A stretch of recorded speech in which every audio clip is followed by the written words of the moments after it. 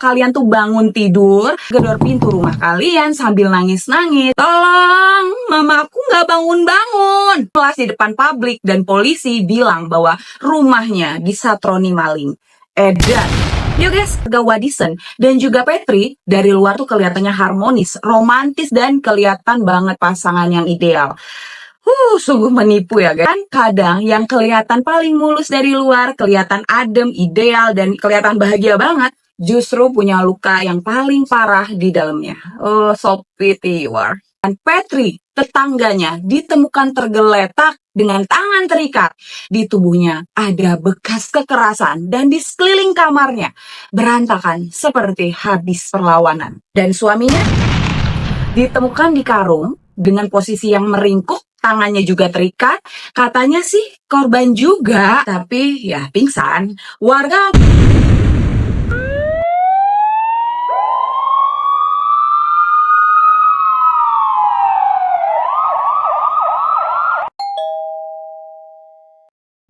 Ready?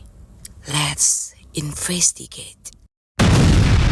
Hai guys, thank you for coming and welcome back to segmen Crime Viral, tempat kita akan bongkar kasus-kasus kriminal yang kadang bikin kita geleng-geleng sendiri, emosi tingkat tinggi, dan bahkan pengen lempar sandal ke layar. Saking gregetnya ya. Guys, kalian gimana nih? Kalau kalian tuh bangun tidur, terus ada anak tetangga kalian gedor-gedor pintu rumah kalian sambil nangis-nangis dan bilang, "Tolong, mama aku nggak bangun-bangun." Kalian bakal mikir apa?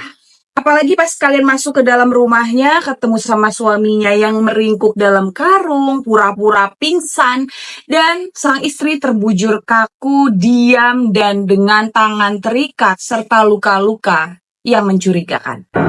Guys, ini tuh bukan sekedar drama sinetron, dan ini tuh nyata, dan yang lebih bikin gregetan lagi, semua itu dilakukan oleh orang yang selama ini tidur satu kasur dengan si korban. Yes, suaminya sendiri. Yang sebenarnya dia di saat itu tampil memelas di depan publik dan polisi bilang bahwa rumahnya disatroni maling. Edan. Yuk guys, kita mulai bedah tuntas kasusnya.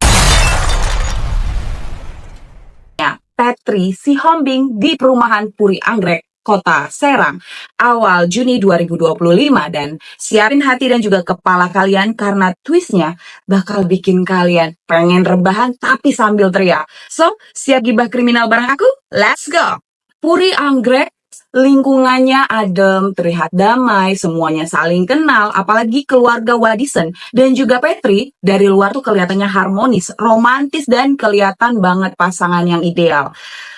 Sungguh menipu ya guys ya. Tapi guys, kalian tahu kan, kadang yang kelihatan paling mulus dari luar, kelihatan adem, ideal, dan kelihatan bahagia banget, justru punya luka yang paling parah di dalamnya. Oh, so pity you are. Minggu tanggal 1 Juni 2025, anak mereka yang masih kecil lari ya ke rumah tetangganya yang ada di depan, namanya Om Johnson. Nah, matanya tuh sembab, suaranya gemetar, terus dia bilang, "Oh, mama nggak bangun-bangun." Om Johnson langsung panik dong ya, dan dia dobrak tuh pintunya akhirnya. Dan kemudian di dalamnya ada pemandangan yang bikin bulu kuduk si Johnson ini naik. Karena apa? Karena ia menemukan Petri, tetangganya, ditemukan tergeletak dengan tangan terikat. Di tubuhnya ada bekas kekerasan dan di sekeliling kamarnya berantakan seperti habis perlawanan. Dan suaminya ditemukan di karung dengan posisi yang meringkuk, tangannya juga terikat. Katanya sih korban juga, tapi ya pingsan. Warga otomatis langsung ramai, polisi juga dipanggil, anak-anak dijauhkan tentunya ya. Orang-orang mulai bisik-bisik nih, jangan-jangan ini kasus perampokan. Tapi guys, intuisi publik nggak akan pernah salah ya. Ada sesuatu yang nggak beres dari awal. Akhirnya Wadison ini buka suara ya. Dia bilang, "Saya juga korban. Ada yang masuk nyerang kami. Saya dilumpuhkan, diikat, dan kemudian dimasukin karung." Drama banget ya. Dapat banget sih, kamu jago banget. Belajar di mana, woi? Apa udah ikut memang kuliahnya jurusan acting? Ya, oke, detail banget. Tapi janggalnya tetap ada ya. Namanya juga dia bukan skrip terulung ya. Tahu siapa yang pertama kali curiga? anaknya sendiri. Ya namanya juga anak-anak masih kecil, masih polos, masih jujur ya. Sang anak ini cerita ke penyidik bahwa ayahnya nyuruh dia minta tolong ke tetangganya sekitar jam 5 pagi. Hah? Lah bukannya ayahnya tadi katanya pingsan. Ya, dari situ kejanggalan dimulai. Logikanya mulai runtuh ya pastinya ya. Dan investigasi mulai tajam mengarah ke satu titik. Ini bukan perampokan, ini settingan. Guys, oke. Ternyata wadisan ini punya orang ketiga. Laki ya.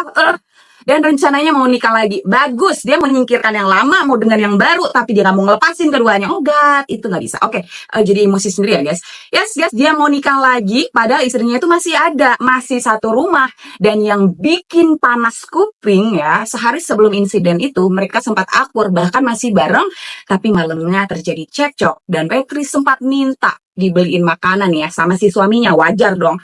Dan kemudian ditolak, mereka adu mulut, dan dari sinilah semuanya berubah. Wedison mengaku dia emosinya naik dan akhirnya melayangkan aksi fatal yang merenggut nyawa istrinya. Setelah itu dia nggak nyesel guys, dia berakting, dia rancang semuanya seolah-olah perampokan, ngacak-ngacak lemari, ngikat istrinya dengan tali rafia, masukin dirinya ke dalam karung, nyiapin cerita. Tapi dia lupa satu hal, anaknya ngelihat semuanya. Oh my God, itu namanya gila ya. Ini tuh bikin anak akan trauma seumur hidup. Polisi langsung gercep, TKP disisir, petunjuk dikumpulin, dan hasilnya bekas luka. Nggak ada yang sesuai dengan cerita perampokan. Nggak ada barang-barang yang berharga yang hilang. Nggak ada juga tanda-tanda pintu dibobol. Tali yang dipakai untuk ngikat tadi ya, dia pura-pura ngikat dirinya maupun istrinya itu sama-sama aja kayak tali yang ada dalam gudang rumah. Makanya mau bodohin polisi, hey actingmu ya, belajar dulu ya, walaupun tadi gue udah bilang ya, kalau actingmu bagus tapi tetap aja. Polisi tuh udah belajar, jangan macem-macem ya. Oke. Guys, titik terangnya makin jelas, Wadison ini bukan korban, dia pelaku dan akhirnya ditangkap dan saat ditanya kenapa, dia jawabnya dengan mudah, saya hilaf. Ya biasanya nih ya, kalau red flag tuh bilangnya saya hilaf, tapi diulangin lagi, dicoba lagi, lagi, minta maaf lagi. Maaf ya, emosi terus. Hilaf, guys, kalau hilaf tuh ya tentunya dia nggak bakal seterencana itu dong ya pastinya. Nggak bakal dia ngiket-ngiket dirinya sendiri dan pura-pura jadi korban juga.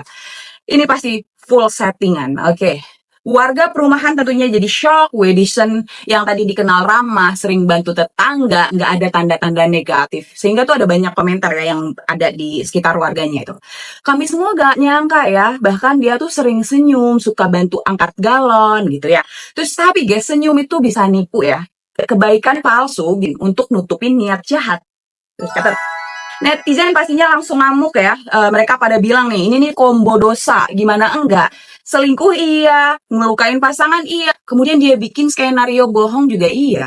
Wah, tentu kasihan ya anaknya. Sorry ya guys, ini bener-bener bikin emosi tingkat dewa. Dan yang paling menyedihkan apa guys? Ya tentu anaknya. Bayangin, dia tuh lihat ibunya dalam kondisi mengenaskan. Disuruh juga minta tolong sama orang yang ternyata pelaku. Sekarang, anak itu hidup tanpa orang tua. Satunya dikubur, satunya ditahan. Dan yang paling polos harus memikul semua luka itu sendiri. Keluarga Petri akhirnya bicara ya. Mereka bilang ada banyak kejanggalan ya selama ini pada Petri yang sering diam, sering ngeles kalau ditanya soal rumah tangganya. Sorry ya, namanya mirip sama aku, Petri. Oh my God, oke. Suaminya tuh suka menghilang, tapi Petri selalu bilang, kami baik-baik aja. Kayak inget apa ya gitu ya, oke. Guys, inilah potret banyak korban di luar sana. Mereka tuh tahan, tutup mulut karena cinta katanya ya. Karena takut, karena malu, dan akhirnya jadi korban terakhir dari kesabaran mereka sendiri. Kasian banget. Wadison ini mungkin niatnya mau jadi aktor ya tadi ya. Karena aksinya tadi total. Ngiket diri, ulang lagi ya, ngiket diri masuk karung, bikin lebam-lebam palsu, acting pingsan pas anaknya lagi teriak-teriak. Tapi guys, sepandai-pandainya Tupai melompat, anaknya sendiri yang jadi kunci terkuat mengungkap semuanya. Yang memicu semua ini adalah nafsu. Nafsu untuk bebas, nafsu untuk orang baru, nafsu untuk hidup baru tapi nggak mau melepas yang lama dengan cara baik. Ini nih laki-laki ya, belajar yang bener ya. Nggak cuma laki-laki, kalau perempuan kayak begini juga nggak bener ya, oke? Akhirnya semuanya dikorbankan, cuma gara-gara satu kata, nafsu. Dan dia kira semua bisa dibungkus dengan karung dan juga kebohongan. Padahal suara anak yang polos jadi kebenaran paling murni. Wadison tuh bilang, saya udah nggak tahan sama konflik. Guys, siapa sih di sini yang nggak pernah ribut dalam rumah tangga? Tapi kalau setiap ribut langsung ambil jalan gelap, ya dunia ini bakal hancur ya guys ya. Bedanya orang dewasa sama pelaku kayak gini tuh, kita belajar nahan emosi, bukan jadi pemangsa pasangan sendiri. Oke, setelah viral, semua orang langsung turun tangan. TikTok, YouTube, bahkan warga sekitar. Dan kita semua sepakat, hukuman harus tegas. Biar ini jadi pelajaran dan gak jadi contoh buat orang-orang lain untuk belajar jadi kayak begini gitu ya. Karena kalau enggak, akan ada Wadison lain di luar sana yang mikir dia bisa bebas setelah ia bikin skenario. Patrice Sihombing ini adalah potret perempuan kuat yang selama ini diam, tapi bukan berarti dia layak diperlakukan seperti itu ya. Kita doain semoga dia udah tenang di sana, semoga juga anaknya ini bisa tumbuh jadi sosok yang kuat, yang tahu bahwa ibunya ini bukan korban tanpa suara, tapi pahlawan yang kisahnya menyadarkan banyak orang. So, buat kalian yang ada dalam hubungan yang toksik, mau kalian itu laki-laki, mau perempuan, lepasin aja. Nggak usah malu dibilang orang itu kalian tolol, bodoh, bucin, atau apapun itu. Yang perlu kalian lakukan adalah selamatin diri kalian, cut off dari hubungan itu langsung. Kalau kalian perlu bantuan hukum, lakukan. Kalau kalian perlu bantuan medis, lakukan. Selamatin ya, sekali lagi selamatin diri kalian, mental kalian, anak-anak kalian. Karena mustahil kalian akan bahagia selama pasangan kalian itu kayak setan. So guys, thank you banget buat kalian yang udah dengerin aku melomparkan kata-kata kasar mungkin ya kali ini, karena aku bener-bener ikutan kesel, sebel gitu ya sama si Wadison. Kita sama-sama doain Petri, semoga dia tenang di alam sana dan juga anaknya ini bisa tumbuh dengan kuat ya. Dan sekali lagi thank you buat kalian yang udah dengerin ini sampai selesai. Dan jangan lupa tulis pendapat kalian di kolom komentar. Kalian tuh paling kesel bagian mana? Kalau aku jujur semuanya, apalagi bagian yang tadi itu ya. Dia pengen membuat hidup baru, tapi di atas penderitaan orang lama. Itu nggak baik ya. Camkan buat kalian-kalian laki-laki di luar sana, perempuanmu juga sama ya. Pokoknya kalau ada pikiran-pikiran kayak gitu, buang jauh-jauh. Kalau kalian mau punya kehidupan baru, lepasin yang lama, oke? Kalau jadi ikutan emosi. Sampai jumpa di emosi kan. Sampai jumpa di episode selanjutnya. Dan ingat guys, kalau seorang terlalu manis di luar, jangan-jangan dia itu cuma lagi nutupin rasa pahit di dalam. So, jangan lupa untuk like, subscribe, dan juga share cerita ini kalau kalian suka gibah bareng aku tentang kasus-kasus kriminal viral. Stay safe, stay gibah bareng aku, dan stay jadi detektif kece versi kalian. Raffi Beatrice pamit, see you, bye-bye.